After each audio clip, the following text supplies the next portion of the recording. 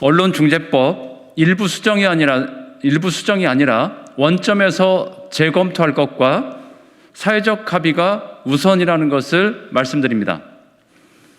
어제 더불어민주당이 언론중재법을 일부 수정하겠다는 입장을 밝혔습니다. 징벌적 손해배상 청구 대상에서 고위공직자, 선출직 공무원, 대기업 임원 제외, 입증 책임의 모호함 해소, 열람차단 청구권 표시제도 삭제가 주요 내용입니다. 그동안 정의당을 비롯한 언론계에서 주장했던 독소 조항에 대한 수정 입장은 일부 진전은 있으나 여전히 미흡하고 부족합니다.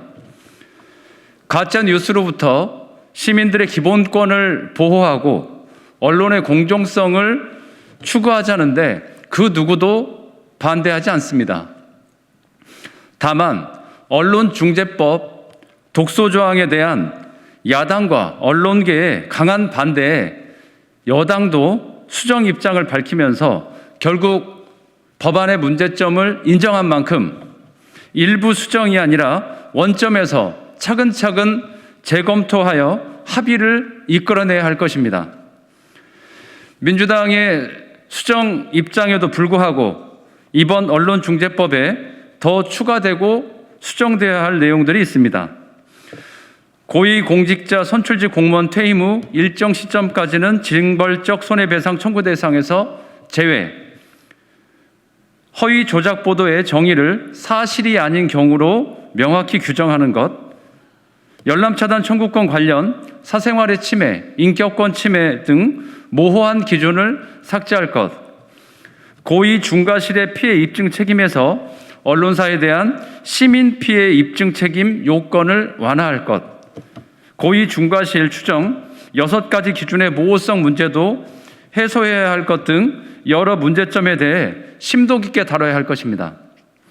또한 8월과 9월에 MBC, KBS, EBS 등 공영방송의 이사 선출을 줄줄이 앞두고 있는 시점을 감안한다면 정권의 낙하산 인사들로 공영방송 이사진이 구성되는 악습을 끊어내려면 지금 시급한 것은 오히려 언론중재법보다 공영방송 지배구조 개선 법안일 것입니다.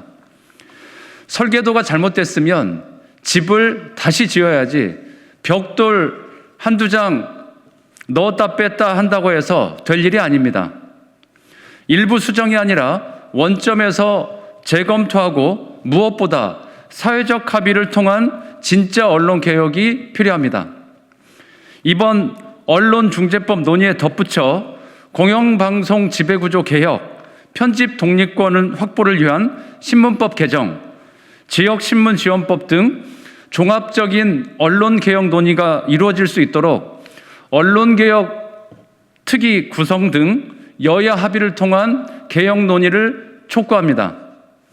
언론중재법을 일방적으로 밀어붙인다고 해서 언론개혁이 완성되지도 않을 뿐더러 오히려 정권이 바뀔 때마다 더 큰 사회적 갈등과 부작용을 낳을 수밖에 없다는 것을 명심해야 합니다.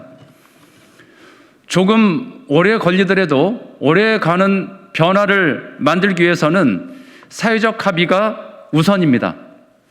정의당은 언론중재법을 원점에서 재검토하고 사회적 합의를 통해 처리할 것을 촉구합니다. 정부 여당의 일방적 강행 처리에는 결코 동의할 수 없다는 것을 다시 한번 분명히 말씀드립니다. 이상입니다.